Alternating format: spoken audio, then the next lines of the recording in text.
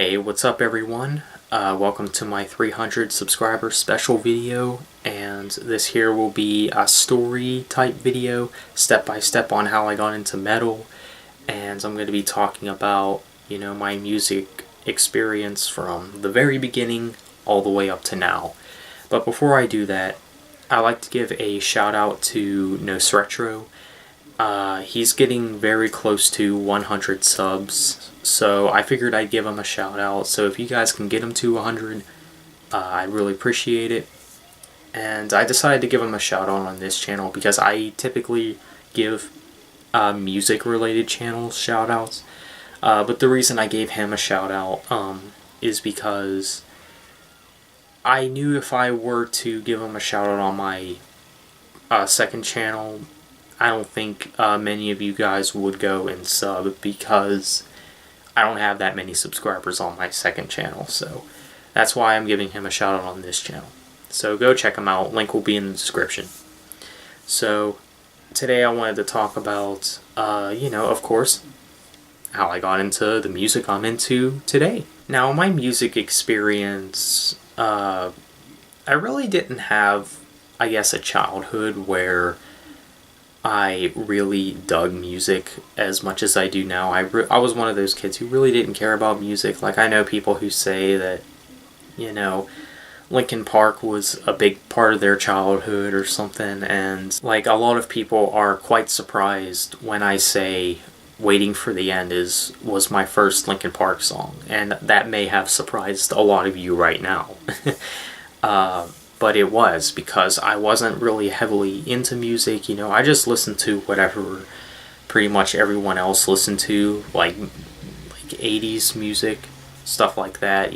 That's all that I would listen to. It's literally just what everyone else listened to. And it was like that until the late 2000s, early 2010s. So I really didn't have a childhood where I guess, loved the music, I was only into my own thing, But I, of course, a lot of you know, there was one band that did come along, Breaking Benjamin. A lot of you know, maybe if you don't know, Breaking Benjamin was really the first band that I got heavily into. Now, was I ever into any bands prior? Well, a little bit. Before then, I only liked a few songs by AC/DC, a few songs by Nickelback. Yes, a little bit of Nickelback, guys. I had a little history with them. And some songs from Stone Sour, and yeah, Corey Taylor was a part of, my childhood, I guess. And now I'm into Slipknot, so that's really weird, but it's quite awesome. And then I was in a little bit of Aerosmith. Yeah. So just a few songs from some bands were all I listened to before I found Breaking Benjamin. And I still do like some of the bands that I've listed. I still think AC/DC is very good. But Breaking Benjamin was really the first band that I bought all their albums on iTunes. Yeah, this is when I used iTunes. This was long before I started collecting CDs. This was back in the day, That was back in 2000. It was either in between 2009 or 2011 I got into them. Shortly after Dear Agony was released. And, I really hooked onto this band. I really connected with this band lyrically and everything. I loved, Ben's lyrics that he writes for Breaking Benjamin. And maybe some of you are wondering, how did I find Breaking Benjamin? I'll give you one word. Halo.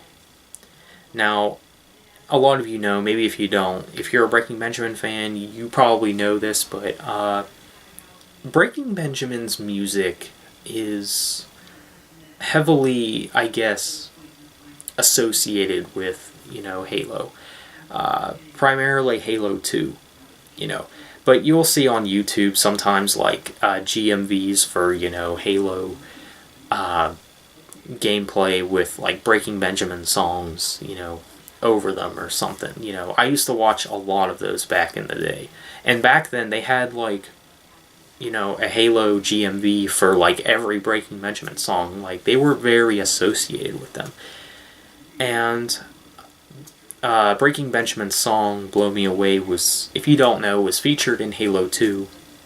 And if I'm not mistaken, that song was originally only supposed to be on the Halo 2 soundtrack. There was no lyrics written for it or anything.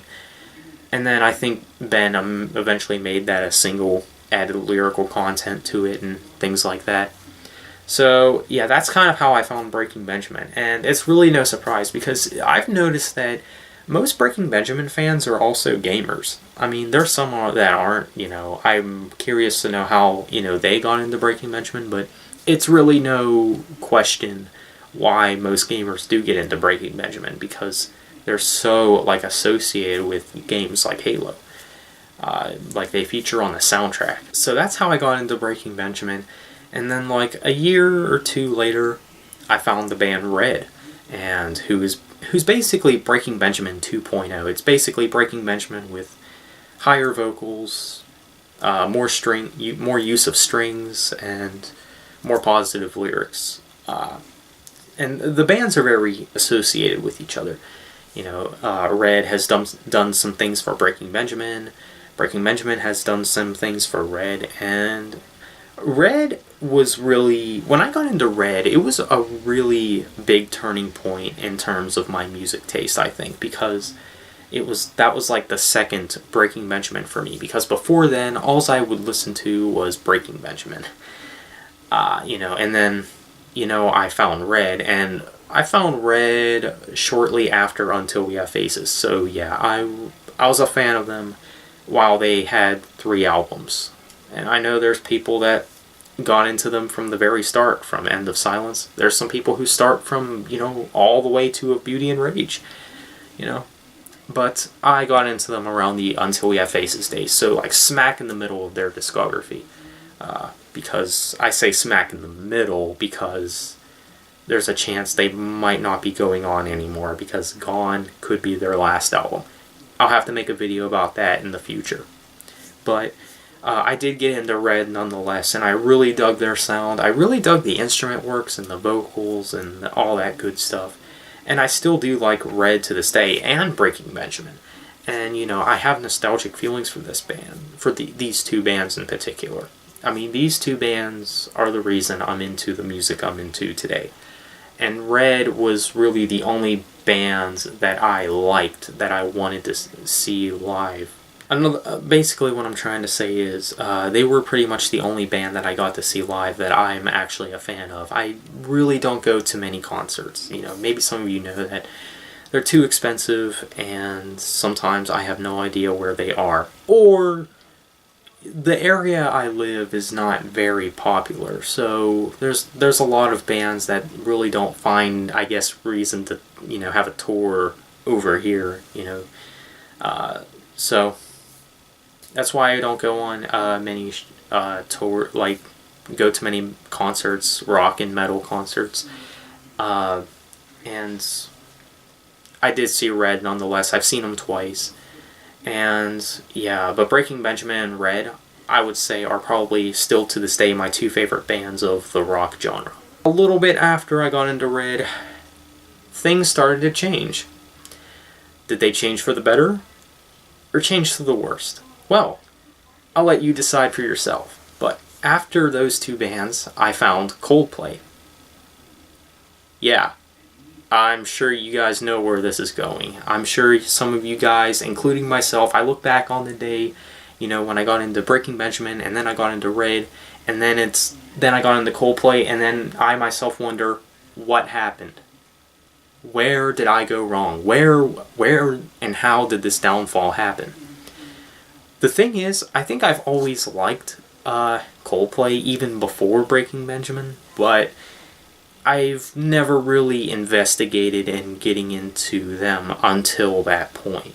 And I think that was one of the issues that I've had, and that was one of the problems and one of the reasons I got into Coldplay when I did, even after Red. it's really a downfall. And it was like 2012 when I got into them. Yeah, it was like 2012 when I got into them. 2013 was when I was really heavily into them. I was really heavily into them and Dead by April. With that being said, Dead by April was the band that I found after Coldplay. And back in the day, back in like 2013-ish, that era, I would put those two bands, Coldplay and Dead by April, as my favorite bands. And looking back, I'm thinking, people probably thought I was gay based on my music taste, because both those bands are very... They either have a more... I don't know, like... They're both like boy bands. Like, Dead by April's basically metalcore mixed with boy band. And then, Coldplay, they used to be indie rock, alternative type rock, and now they're pop, straight up pop. And man, it's awful. It really is. But you know what? I still do think Coldplay has some good material. I mean, do I regret getting into them? Yes and no. I regret, listening to Malo Zoloto onward. I think I should have listened to only their first album up to Viva La Vida, and that would have been fine. I would have been way more secure with that. Dead by April, man, sometimes I do have regrets of being, in their fan base, but I dug their sound at the time. It was, at that time, that was the band... That was like the sound that I needed at that time. I would consider them like the first metal-ish band that I got into. I know that most people, I can't really relate to a lot of people, in terms of that. Because when you talk to someone about, the first, metal bands you get into, it's usually bands like Slipknot, Avenged Sevenfold, or maybe Disturbed, maybe Demon Hunter. And actually, Demon Hunter was the band that I got after Dead by April. And this is the turning point. This was the turning point of turning points. It was more of a turning point than the bands that I've got into prior. Demon Hunter really stepped it up. This is where my musical tastes start to, really evolve. This is when I started getting more into, real metal. Back in, 2013 and before, I probably would have never got into Demon Hunter because, deep vocals. I can't get into that. Even at that time, I did enjoy it, and how I got into Demon Hunter, pretty much, my friend, back in, 2014, he gave me a playlist of Demon Hunter ballads. Demon Hunter ballads from the Triptych up to True Defiance. All the ballads from that album onto True Defiance. And, I really liked what I heard. I really did, because at that time I was more into rock, because if I were to start off with Demon Hunter's, heavier tracks, I probably would have never gotten into them because... because I was into rock. I would have been like, I can't enjoy this. But you know what? That's a smart way of getting people in your fan base, having slow songs. That's a great way for, metal bands, including Demon Hunter, to get people in their fan base, including myself. They not really bait them to getting into their music, but, say, hey, metal isn't this all screamo genre that you think it is, and Demon Hunter really showed me that at that time, and because of that, I have such nostalgic feelings for them, back in the day, because I really, back when I got into them, it was a very, very significant time of my life. And I really don't know what I would have done if I hadn't got into them. What would have happened? Would I would have just been either stuck in the rock days, or would I have just been into a completely different metal band?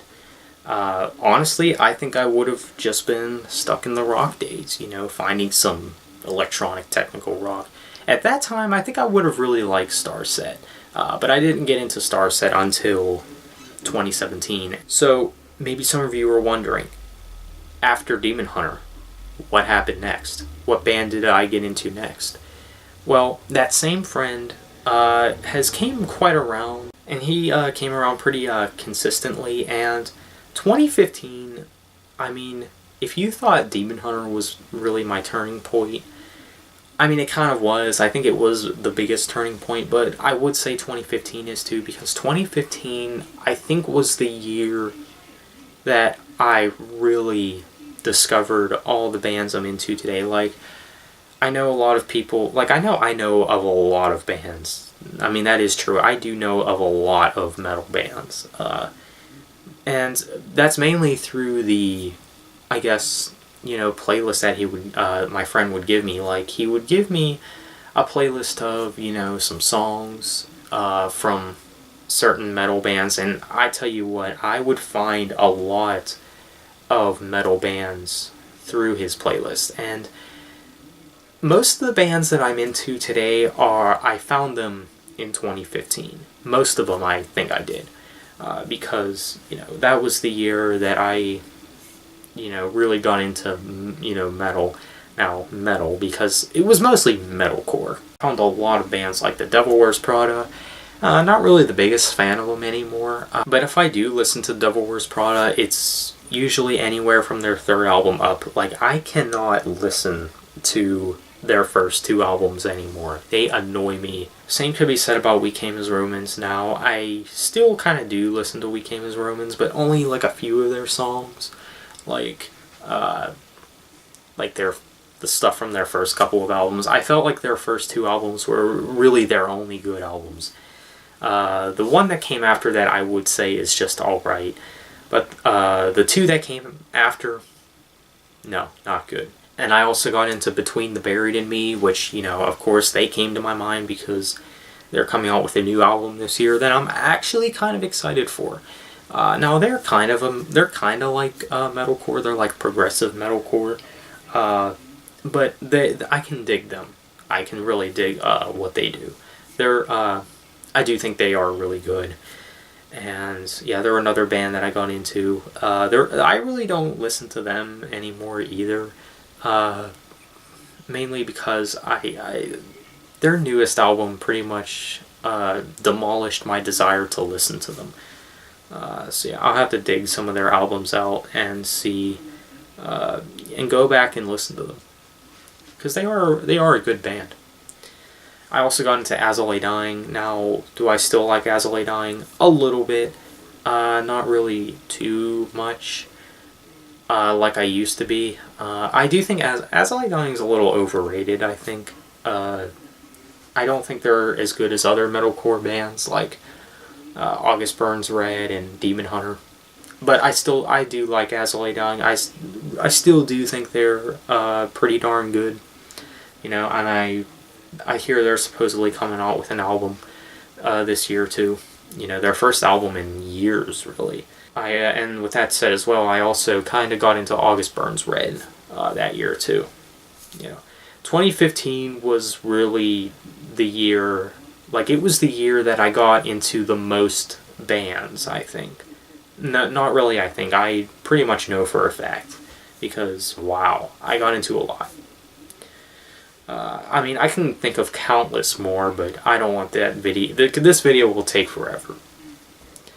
And maybe some of you are wondering, because 2015, first year of college, that was when I got into metalcore, and, now, I know some people typically do get into metalcore, during their teen days, like, high school years, but there's something wrong with me, like, literally, that, I'm a lot slower than most people. I don't know if you guys noticed that, but I'm a lot slower than a lot of people in terms of achieving things and even getting interested in things. But metalcore, I really didn't get into until college, and I do kind of wish I would have gotten into them sooner. Maybe some of you are wondering what happened next. We'll jump to 2016. We'll jump over to 2016. What happened next? Was I still into metalcore, or did I get into something else? Well, I'm gonna tell you, I still was really heavily into metalcore in 2016. However, it was also the year that I found, or discovered melodic death metal. And the first melodic death metal band that I really got into, maybe some of you guys heard of them, maybe you don't, Soilwork, that's right. And the first album I picked up was The Ride Majestic, which is their latest. And, well, technically I got Living Infinite and The Ride Majestic on the same day. I bought them both on the same day. And,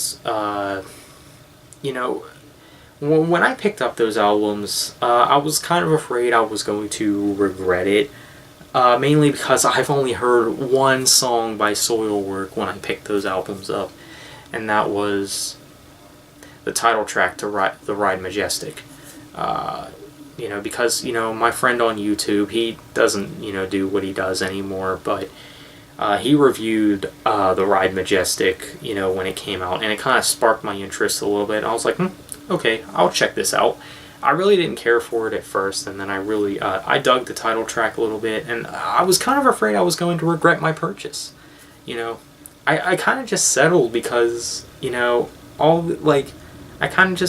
I already have all the albums by the bands that I liked prior. So it was like, okay, I know of that band. I've heard of them. I've heard one of their songs. I think they're pretty good. I will pick this up. And so I did. And I was afraid I was going to regret my purchase. You won't believe how much I regret, thinking that. Because, wow.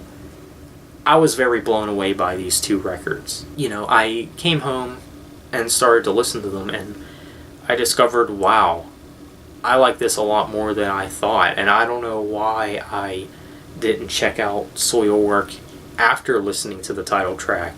And after listening to those two albums, I was mind blown. I couldn't believe what I was hearing. They were like the next Demon Hunter for me. I thought for sure that they would be like the next Demon Hunter for me. But I was wrong. I definitely was.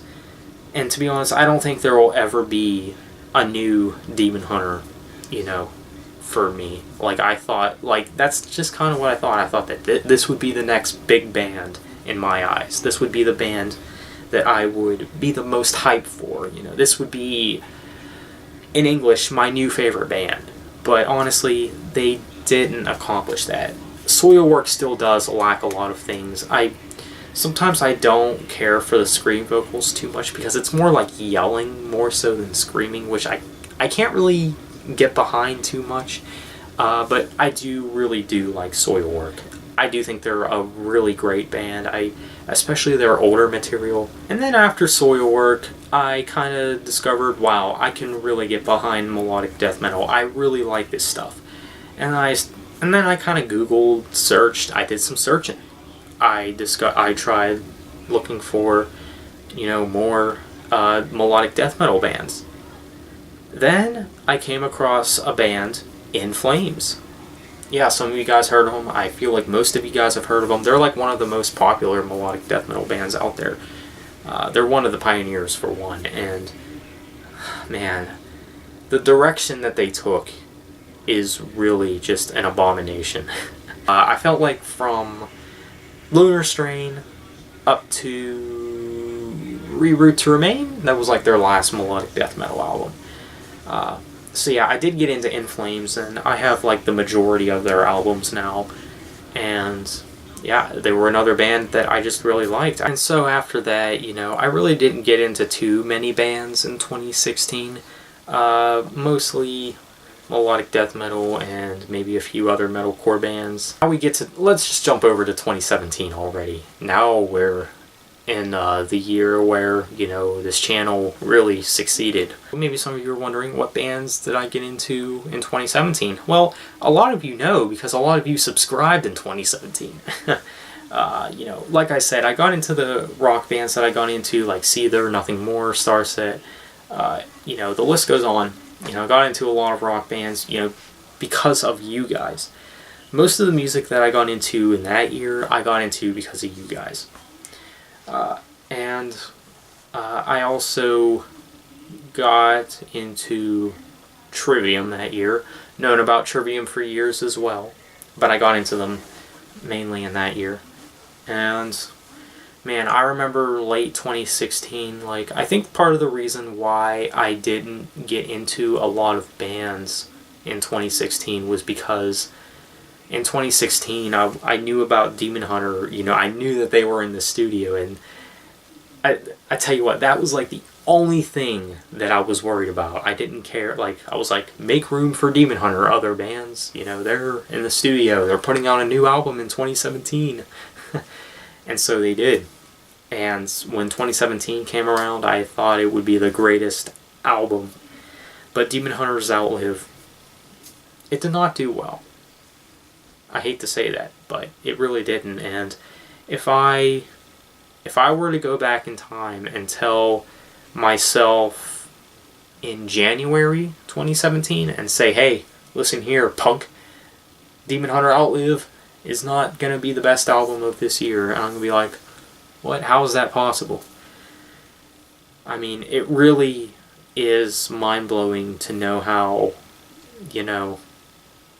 this album really didn't age too well. Now, I do think it is still good for what it is, but it's nowhere near their best. And I also kind of did forget to mention, in 2016 and 2017, I also did get into the classics. I mean, I don't know how I forgot about this, because this was like one of the biggest things in my musical journey.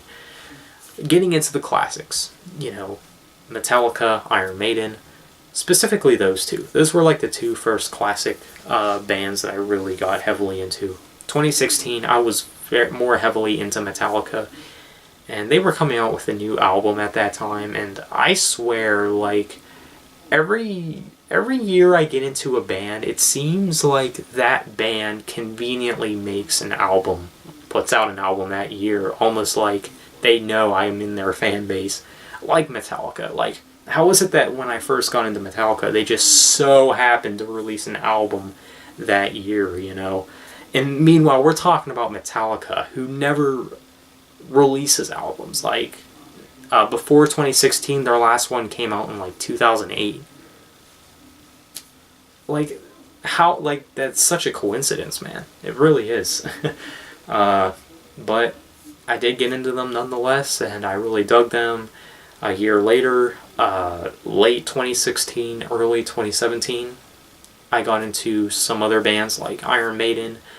That was another classic metal band. I also got into some other bands too, like Meshuggah, Insomnium, all that good stuff. And in 2017, I also got into Winter Sun. And, throughout 2017, I've been really looking more, I guess, into the classics. I got into Megadeth, Black Sabbath, and Judas Priest. I actually very recently got into them, and now I'm looking more heavily into, the classic death metal, like Death and Carcass and bands like those. I really love those bands. Like, I'm really loving the material I'm hearing from them. Like I said before about Stone Sour, me listening to some of their songs back in my childhood, I got into Slipknot in 2017. Yeah, I know. How did I just now get into Slipknot? Just very recently. But back in the day, I probably would have never dug their sound, to be honest. But because I've been a little more appreciative, and because I've, my taste have improved, I guess you could say, as a metalhead, you start to be, I guess, more tolerant to types of metal that I guess you wouldn't have been tolerant to prior. But that's just part of the cycle. That's part of, being into metal, I guess. That's where I'm at right now. That is my musical journey. That's how I got into metal, and I discovered, it's probably my favorite genre. I haven't went back. I haven't took a steady decline. I haven't took a straight up just downfall that, I just fell into, a pit of pop music or something like that. No. Metal's been pretty much my favorite genre for the past few years now. And I'm really curious to see where my musical journey goes from here. Will there be a point in my life where I'm more heavily into rock again? Or will I even go heavier in my taste in music? Will I ever get into black metal, which I kind of don't think I will. I kind of see this coming, but I kind of hope I'm wrong. But I think eventually I might get to a point where I'm kind of sick of metal, like, okay, I've heard this before. And then I move on to something completely different, like electronic.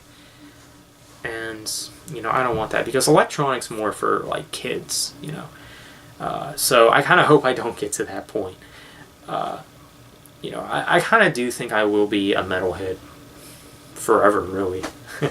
I'm going to miss, the classic metal bands when they retire and, things like those, like Iron Maiden.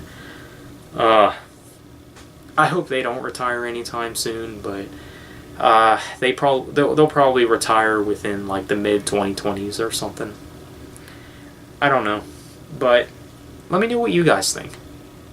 Sorry this was a long video, but I had a lot to say. So what do you guys think of my musical journey? Do you have similar stories you'd like to share? Tell me. And yeah, be sure to leave a like and subscribe if you're not already. And thank you so much for watching. And thank you for 300 subs. I appreciate it. And I'll see you all later.